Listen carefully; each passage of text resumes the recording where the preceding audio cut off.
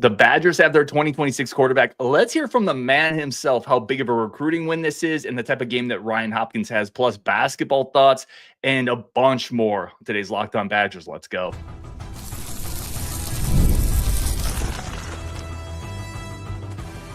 You are Locked On Badgers, your daily podcast on the Wisconsin Badgers.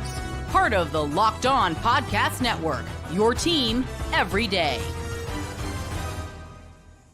Welcome to Locked On Badgers, your team every single day. Appreciate you all being here. I'm your host, Ryan Hopkins, part of the Locked On Podcast Network. Thank you for all the everydayers that make this part of your everyday routine. I really do appreciate you. Today's episode brought to you by Game Time. Download the Game Time app, create an account, use code LOCKEDONCalls for $20 off your first purchase. Let's bring Nick Osen in, man. 247 Sports. Everybody knows the great Nick Osen. I want to start here, man. The Badgers have their 2026 quarterback, Ryan Hopkins. What were your thoughts when he committed? What type of guy is this coming to Madison potentially? Ryan, great to be back on, my friend, and it's been awesome seeing you in person a little bit too at some practices. We've got a lot to talk about. So starting with the QB, obviously a huge addition. Now, this was interesting. I think that myself and a lot of others felt like Wisconsin was in a good spot, really for a while. But I think he even, kind of surprised some of the team and the program with the timing of the decision. So I think it's a really, obviously, a good news piece there. Look, when you think of Hopkins, I think you think of size and athleticism. I mean, his speed is ridiculous. I know that we've talked about that in person and we've texted about it. So he's bringing a lot of mobility and athleticism to the room. And it's very important, obviously, as we know, in Jeff Grimes' offense. I mean, if you're going to be the QB1 there, you have to be able to move around a little bit, whether that's, kind of off-target plays or PA or rollouts or designs. Those are all really important. So I think that's good. He's got a live arm. It's strong. I think that he can throw on the run. I think he's still growing, obviously, as many are at this stage in their careers. But, I mean, as a whole, man, he's the starting quarterback at Mater Dei.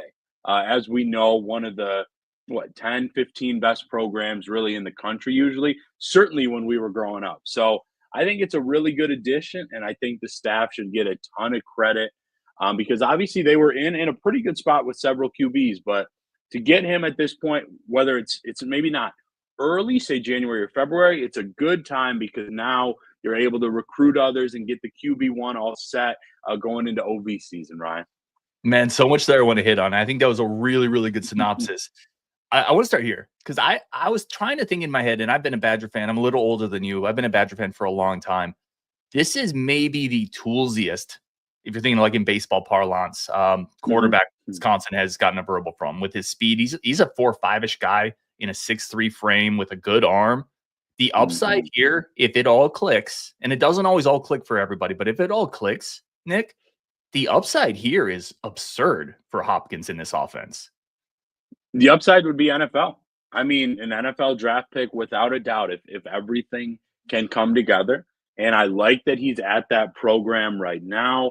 I like some of the development that I'm already seeing from QBs in Madison right now under this staff. Obviously, Coach G, Coach Grimes, really the entire staff putting their work into things. So it's super exciting, man. And now, we talked about just off the show about kind of some momentum getting rolling for this class. And I think that was a clear week of that recently for the Badgers. Just this last 6-7 days have been really good. Now we're getting close to OVs. And I'm of the mindset that, I'm sure they're obviously going to try to get 20 or so, give or take a few guys. But the last two classes have been absolutely stacked. So I think as long as there's not a ton of turnover, I like where things are headed right now as we sit here in mid-April, Ryan. Let me ask you this last one on Hopkins, because we have a bunch of ground to cover today, and I can never get quite as much Osen time as I quite frankly need. You mentioned Mater Dei. Because my first thought when he committed, other than the physical upside, was that's going to raise some eyebrows among recruits across the country when you see a quarterback at that program commit to Madison. This is the type of commit that can help kind of get the ball rolling because of where he's at in the profile he's going to have. Absolutely it can. And I think it's something that, obviously they send out a lot of college recruits generally. And that's part of what they're known for, in addition to just being a powerhouse out there. So I think that if that kind of stays consistent and he can be a hit, not just going to Wisconsin, but obviously finding success, maybe cracking the two deep in his first year or two. Like, there's a ton of potential there in terms of the position. So I love that point, Ryan. But just as a whole, even, you're looking at the future, but even just right now, I like what it should be able to do for this class, because there are a lot of weapons that, like, Wisconsin is still in a pretty intriguing spot with. I just think of guys like Zach Washington. We'll see if they can get an OB from Evan Jacobson, obviously Amari Latimer. So, like, some 4-star level guys, NFL level guys in my eyes. Hopefully this can keep things rolling a little bit with them. I lied. I have one more Hopkins question I want to ping you on, and then we're moving on, I promise. So there was a kind of a quote, hey, I'm committed, but I'm still going to look. It's something along those lines. And I know people were taking a lot out of that. And my point on this, and I'm super curious on your take, is that's a lot of kids now. A lot of kids just don't necessarily say it.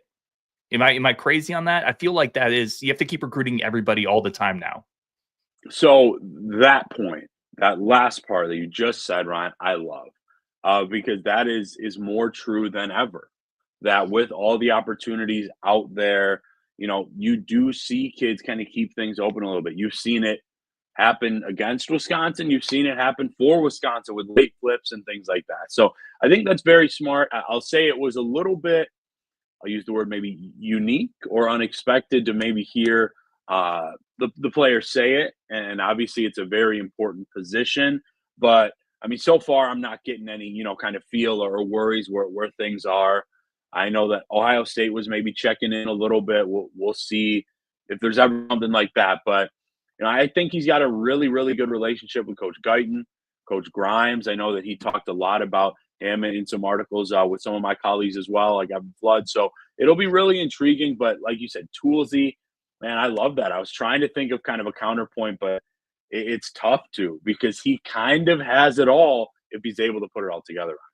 Yeah, 100%. And Darren says QB is usually your biggest recruiter if they sign early enough. It's a great point, Darren.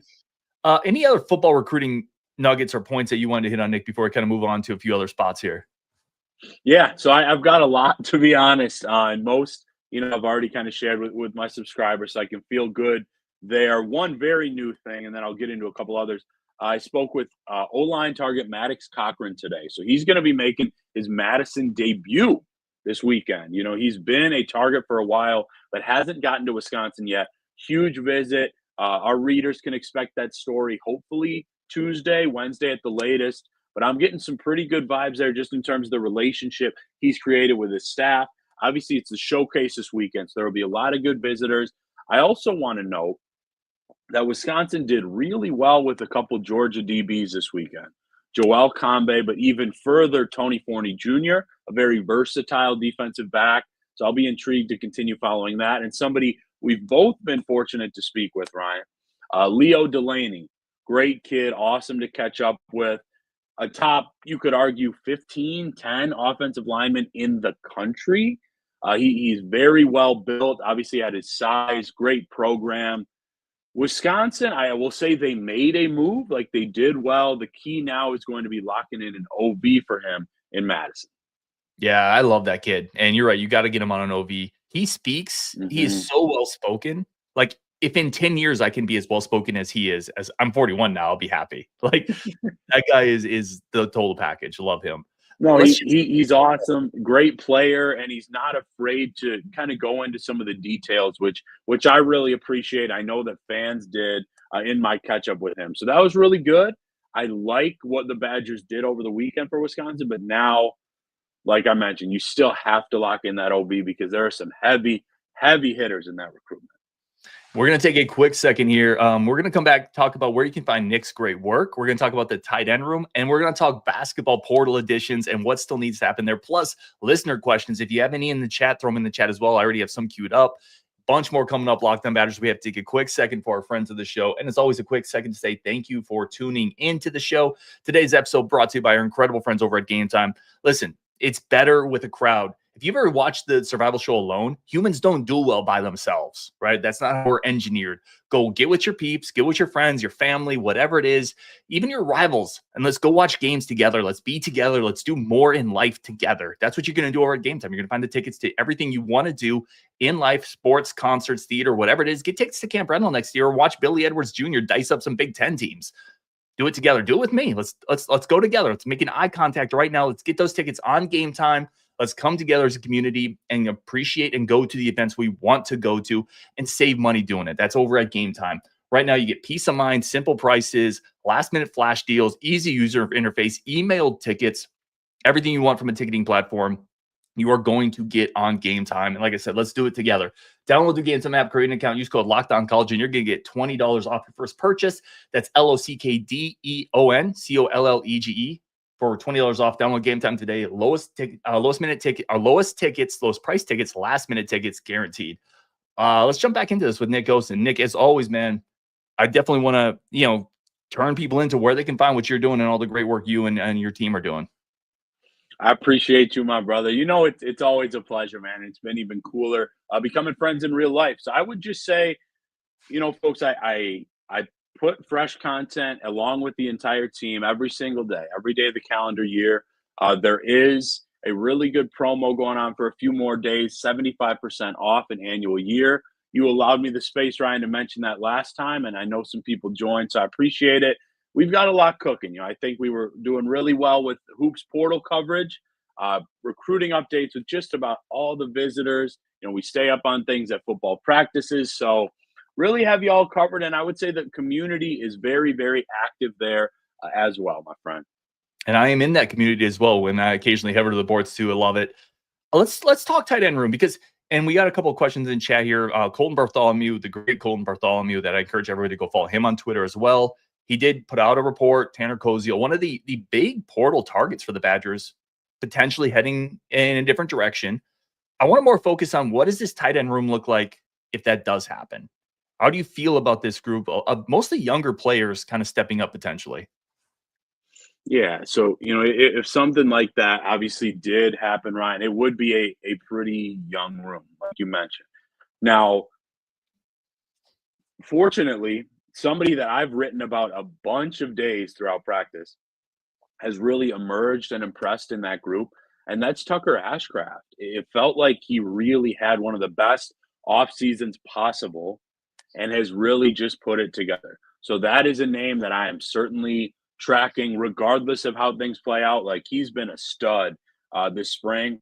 I see a comment about Grant Steck. He has absolutely been on the field a lot. Now, you knew what he could do basically as a blocker because he's strong, he's physical, he's experienced, he's a very hard worker. I've known him for a while as well from recruiting days. He has been making a little bit of an impact, certainly growing, but certainly playing a key role. I think that JT Seagraves has actually had some nice highlights. He's been featured a little bit further as well. And you've got other young options. So I think there's some variety there. I love what I've seen from Ashcraft. I think they're still looking for growth within the room and improvement in consistency. That is a key that I believe Coach Grimes mentioned something similar last week, just at that position because it's so important in this offense. But those are a few names, man, that I have seen make more impacts, grow. And Ashcraft, I think we've been at 6-7 practices since March Madness. He probably could have been a standout in 3 or 4. He's really been good. I really like what he brings from a floor standpoint. Like, I think he has the potential to be a really solid inline tight end. And he's a guy, and I've made this point several times, but I'm going to make it again because I think it's important. He's a guy that is only a redshirt sophomore. He had to play as a freshman because that room wasn't very deep. And if he hadn't had to play, I feel like people would be higher on him.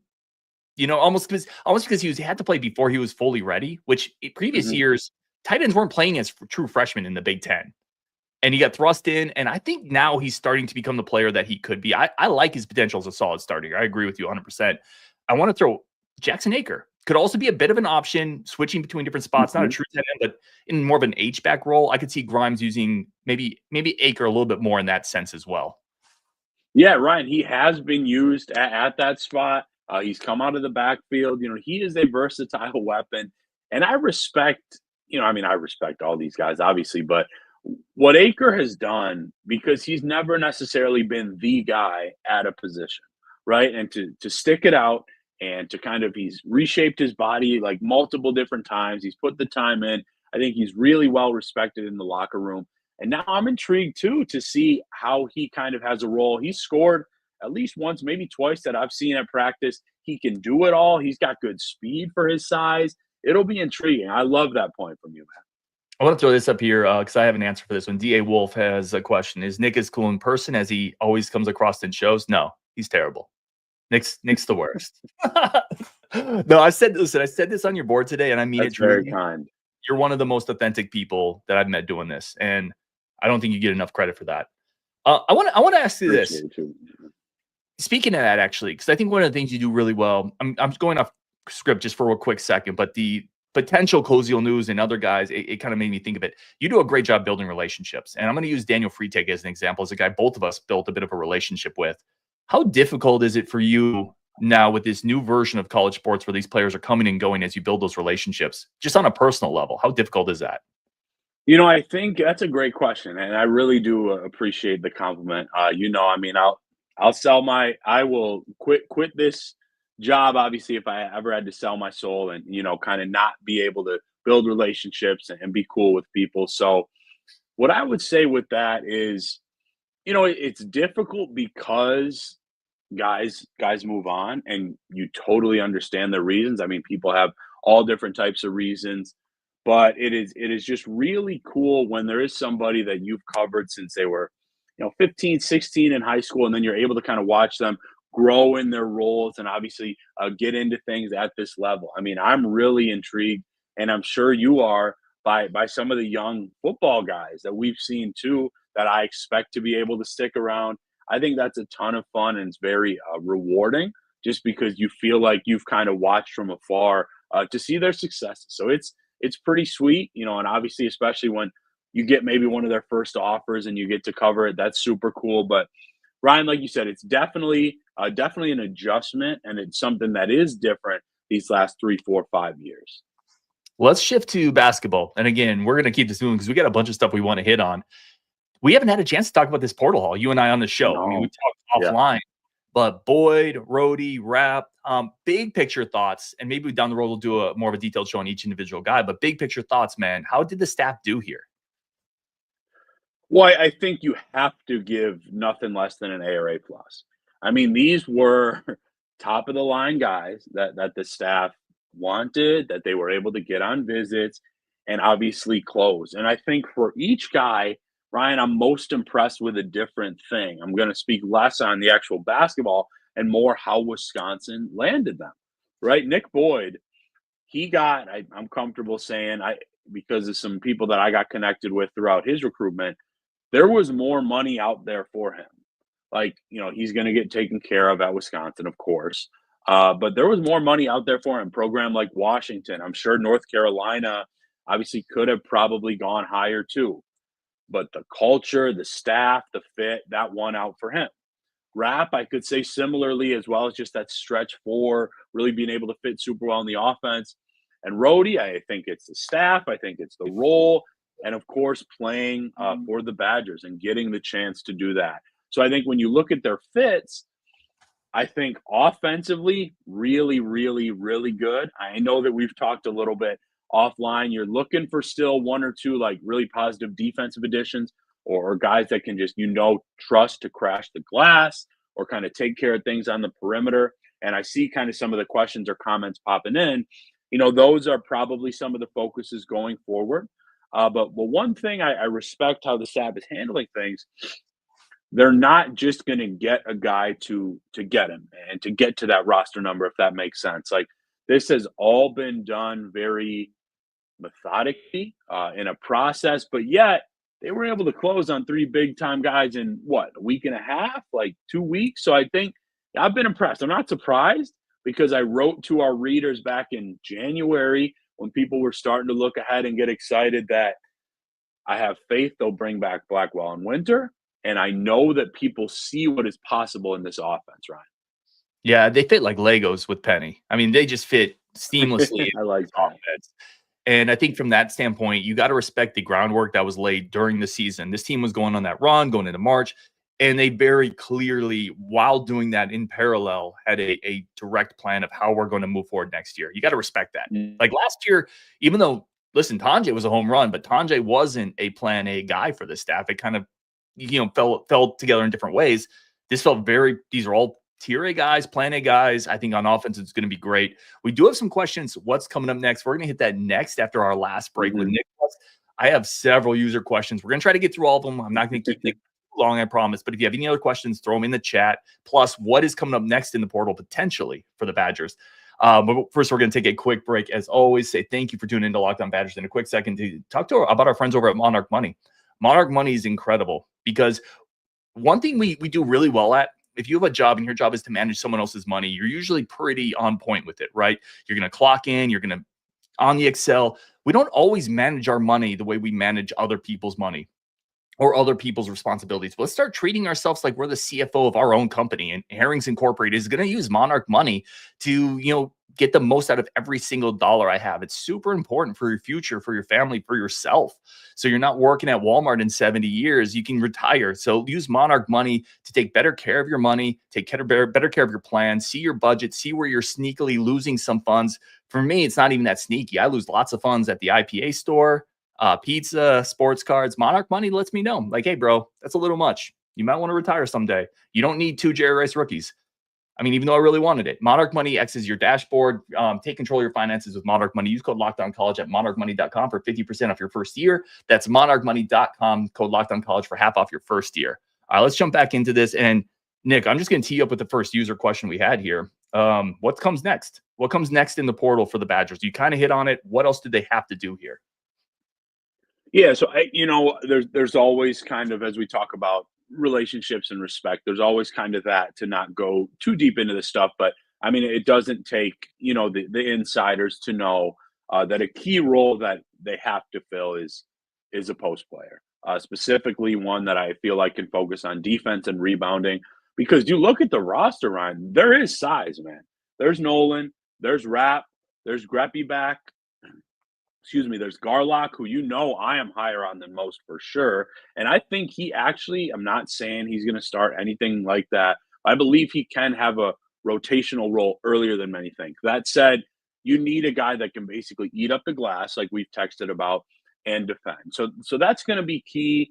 And then it's just going to really depend on, I think, what makes sense. Like I love how Ryan said, fit like Legos. That is what this staff has been focused on. So I think kind of after that post spot, it'll just be about what makes the most sense roster-wise, timing-wise, financially.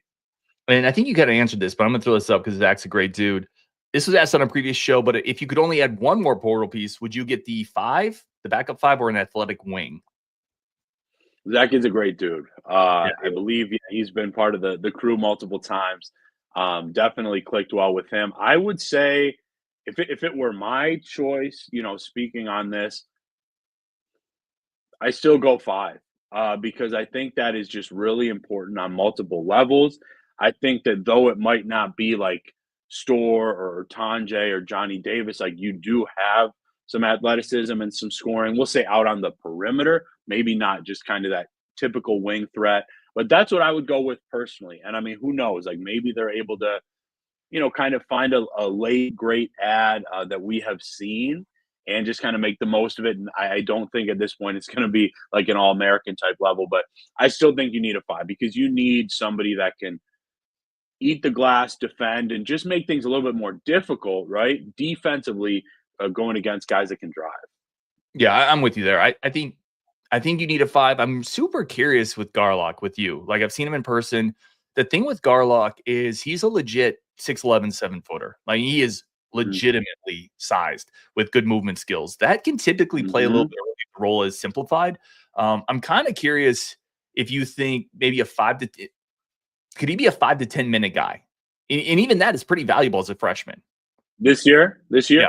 I'm of the mindset he could be a guy that plays. I don't know about 10 yet, but like spot minutes, like 4 to 6, I think for sure, because I've seen him for, going back 2.5 years now. Like, I think that the comfort within defenses and the game here is already moving along. And he adds things more than just what we've talked about. Like, he's a pretty good playmaker out of the post, the high post. He's grown with his ball handling. So I believe he could play in this offense as well. But yes, early on, dude, I don't really have a doubt on that. It's just they're looking to get, of course, old, experienced guys. And that makes sense because Ryan, this isn't just you and me and kind of this Badger media talking about this team. They're getting projected top 13, 14, 15 going into next year. So there will be some expectations on this group. Let me ask you this. Last year, preseason, you and I talked, and we've talked now for a while, and it's been awesome. There were a couple players that stepped up last year that maybe Badger fans or us didn't necessarily see coming, right? Who is the guy who could do that this year? So you're looking at the Kinzinger, Garlock, maybe Hayden Jones, maybe it's Robeson. Who's that guy who could maybe make that like Carter Gilmore leap from that he made last year? Yeah, it's tough because we're talking about a lot of young guys or unknowns of guys that just aren't on the roster. But I would go with, man, I think Zach Kins, I think he can play early because he's smart. His game isn't just predicated on like size or athleticism. Like he is more athletic than people think, but he's just a smart player. He can shoot the freaking lights out. He can defend. He can drive. I mean, he knows, he and his dad and coaching staff know I'm a huge fan of his game. I really like this class coming in. I think it's a little bit underrated, but that'd probably be the guy I would say right now, Ryan. Yeah, and now we're fitting together like Legos. I love it because that's my guy too. I guess here's the thing. I think he gives some Davison vibes in terms of just the intangibles, the way he understands the floor, the way he understands defense and angles. I know that's a little bit before your time covering the team, but you're certainly very aware of what Brad brought. Oh yeah. I think he has some of those intangible vibes, and then he can shoot the ball. To me, that screams role player, guy who can come off the bench, or early role player developing into a starter. I think that is that. I want to hit some of these user questions because I starred some and I want to make sure I get to them. This one is a great group of them. Oh yeah, and I have some pre-queued too. This one is from let's see, Big Bucky 75. Curious how has the football access maybe changed or not changed since you've been here? From Luke Fickell. Yeah, so I mean, I'll say off the bat, I haven't covered a ton of college programs, but like Fickell and this program allow more access than I'm used to, from anywhere. I talk with a lot of guys around the network nationally. They don't get the type of access we do. So I would say it hasn't changed in my year and a half that much. I mean, we are grateful. I'm certainly grateful. We get to attend the majority of spring practices. We get to see a bunch of fall camp. We get to go to the prospect camps. So I would say, even though maybe things haven't gone as Fickell or the fans expected in the year and a half, 2 years so far, like I don't think he is limited much at all to us. And I think that's been a really cool thing because we're able to see and not just kind of, work the back end and hear about things that's going on behind closed doors. Like we are able to see it, get some pictures, video. It's a pretty cool thing. I'm looking forward to getting back at it this week. Love it. Brian Shetty, do you feel like there's maybe a little less enthusiasm for this squad than in Fick's first 2 years from the fan base? That's an interesting question from Brian. I personally don't think that. I mean, okay, maybe right before I started, I'm sure enthusiasm was just, off the chain, kind of raising the roof going into that first fall. And I got here, I think midway through that or so. So like maybe kind of a little bit comparatively, but in terms of like based on, how the team's done and stuff, I don't think so. I mean, basketball portal buzz was lighting up the boards like a couple weeks ago, but now everybody's back talking about football, recruiting, spring football. I think it's a really healthy thing. And I'm of the mindset, Ryan, if they didn't have the second toughest schedule in the nation, that there would even be some higher expectations. Like I'm watching what I say this year because, of course, some readers have come at me being too optimistic and things, but like I will stick to what I've seen every day of the week. I've never written something I didn't see. I swear by it, and I think the over/under for this team, I do think it's too low. I think this group has enough, talent if they can stay healthy going forward and coaching come together, that they will get one of those marquee wins, get back to a bowl, and then you just hope that sets things well for 2026. So long answer to say, not necessarily less. Appreciate it. Love it. White Marlin, talking about some of the transfer linebackers maybe didn't fully live up to some of the hype they had. Could that be scheme or transition, whatever it is? Why do you think maybe this defensive line class, this front seven class is different this year? That's from White Marlin. Good dude as well, by the way.